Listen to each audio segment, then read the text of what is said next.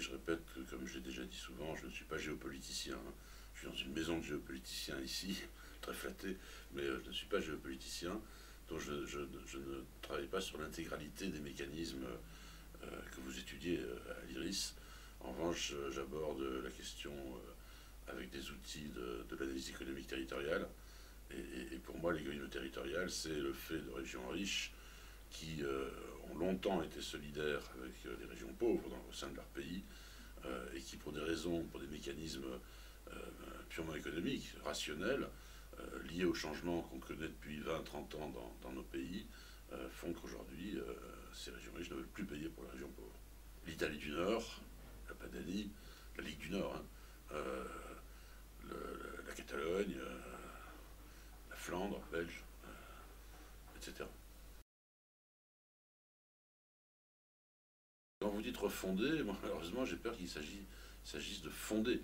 C'est-à-dire qu'on a une espèce de bricolage. L'organisation territoriale, si vous prenez l'Europe, hein, sur les 28 pays européens, quand on regarde attentivement, de façon très analytique, la façon dont s'organisent les relations interterritoriales, le partage du pouvoir entre les différents niveaux de gouvernement, on constate qu'en Europe, vous avez autant de situations différentes que vous avez de pays. Si un Coréen venait en France ou en Europe et vous demandez comment ça marche la décentralisation en Europe, vous ne pouvez pas leur dire il y a trois groupes de pays, ceux qui on préfère plutôt tel dispositif, ceux qui. Non, vous avez des situations qui sont incroyablement réparties, je dirais de façon presque aléatoire. Donc il n'y a pas de doctrine générale, il n'y a pas de théorie générale, il n'y a pas de philosophie politique qui surplombe en fait la question de l'organisation territoriale, l'organisation des pouvoirs à plusieurs niveaux de gouvernement. Si vous cherchez en littérature, de toute façon, vous n'en trouvez pas non plus. Vous pouvez trouver tout ce que vous voulez sur la démocratie des individus. Je vous mets au défi de me trouver un ouvrage, à l'exception peut-être des papiers de la grande discussion sur la Constitution américaine à la fin du XVIIIe siècle, où là il y a eu quand même quelques discussions, mais en Europe vous n'avez pas de théorie, donc d'une certaine façon euh, c'est du MacGyver, c'est du bricolage, c'est avec un couteau suisse. En France, on a fait une décentralisation en 84, mais qui était une sorte de bricolage, et il n'y a pas un texte sérieux qui dise pourquoi on fait la décentralisation, à quoi ça sert, quels principes ça doit servir, en quoi ces principes sont complémentaires, ou au contraire, sont des principes qui font l'objet de dilemmes, et donc qui supposent des arbitrages explicites, arbitrages plutôt clair du point de vue démocratique, hein, qui soit exprimé de façon claire. Donc vous avez une sorte de panne du cadre général, et donc d'une certaine façon, ce qu'il faut aujourd'hui, vu qu'il y a cette crise qui apparaît, qui tient, je répète, au changement macroéconomique majeur, hein, la mondialisation, le changement de l'économie de l'information, la montée en puissance des métropoles, enfin toutes sortes de choses que j'explique dans le livre, la remise en cause de la dépense publique, du déficit et de la dette publique, qui sont absolument majeurs.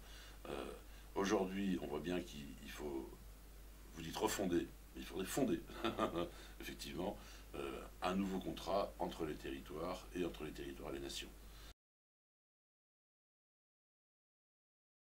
La question nationale a connu trois phases. Il y a eu une phase de formation des nations avec le nationalisme du XIXe siècle. Il y a eu au XXe siècle une deuxième phase, voire une phase 2 et phase 2 bis. Phase 2 qui a été la phase les indépendances. Regardez la carte du monde en 1910, hein, c'est Huntington qui avait fait cette carte dans son livre.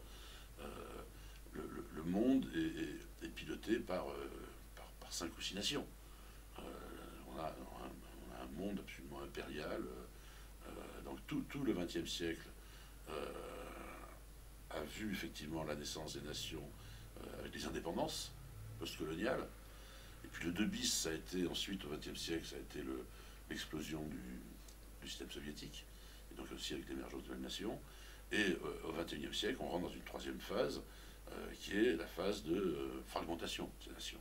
Et qu'on a déjà vu, hein, Tchéquie-Slovaquie, la Yougoslavie, n'en parlons pas, la Belgique est presque en voie d'achèvement de la séparation, très compliquée d'ailleurs, entre les trois territoires, hein, Wallon, Flamand et Bruxelles.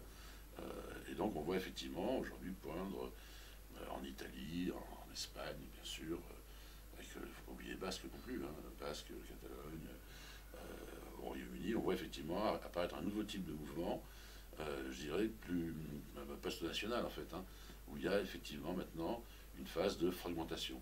Alors, ce qui a poussé les militants du nationalisme du XIXe siècle, les militants anticoloniaux du XXe, les militants de la liberté, on va dire, au moment de l'effondrement du système soviétique, et les militants du régionalisme à vocation indépendantiste du XXe siècle, n'ont absolument pas le même logiciel. Sur le plan idéologique, sur le plan politique, c'est de nature très différente. J'ai très peu traité la question des identités culturelles, enfin, en même temps en expliquant quand même que on est dans un monde dans lequel il se parle 7000 langues. Il y a 200 pays dans le monde à peu près, il y a 7000 langues. Si chaque langue envoyait une identité particulière d'un peuple particulier, et donc derrière une nation particulière avec un État particulier, on n'est pas sorti de l'auberge. On est à 200, il faut passer à 6-7 000. Mais on voit bien effectivement, quand on commence ce système de fragmentation des nations, on rentre dans un mécanisme fractal. C'est-à-dire effectivement, si vous commencez à accepter le principe que des communautés différentes doivent vivre des destins différents et indépendants les uns des autres, abandonner tout système de solidarité entre ces territoires, ça se rejoue de façon comme une poupée russe. Il y a un exemple qu'on a sous les yeux, c'est la Yougoslavie. La Yougoslavie, c'est voilà un pays où, effectivement, au départ, ça a été Slovénie, Croatie, et puis ainsi de suite, hein, disons 5, 6, voire 7 entités territoriales aspirant à l'indépendance, et qui y ont été dans la douleur. Mais en même temps, aujourd'hui, vous avez autant de mouvements à l'intérieur de ces nouvelles nations qui sont des mouvements irrédentistes ou régionalistes, qui sont eux aussi fondés sur des identités, on va dire, légitimes. Hein.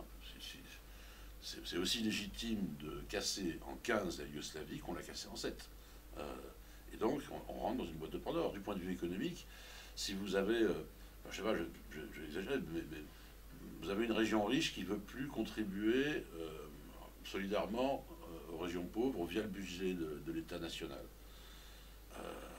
Alors ça, c'est des mécanismes qui sont très peu étudiés, c'est quand même tout à fait étonnant, mais ils ont quand même été un peu étudiés, notamment la Commission européenne avait produit des chiffres là-dessus, dont j'étais en fait l'auteur, et qui ont montré que entre les régions riches et les régions pauvres dans les grands pays industriels et notamment en Europe, on a des mécanismes de redistribution monétaire, hein, qui est la différence entre ce que chaque région contribue au budget social, au budget public, au budget d'État, au budget social, si vous voulez, hein, et ce dont chaque région bénéficie, et vous avez des balances qui sont extraordinairement déficitaires pour les régions riches, extraordinairement bénéficiaires pour les régions pauvres.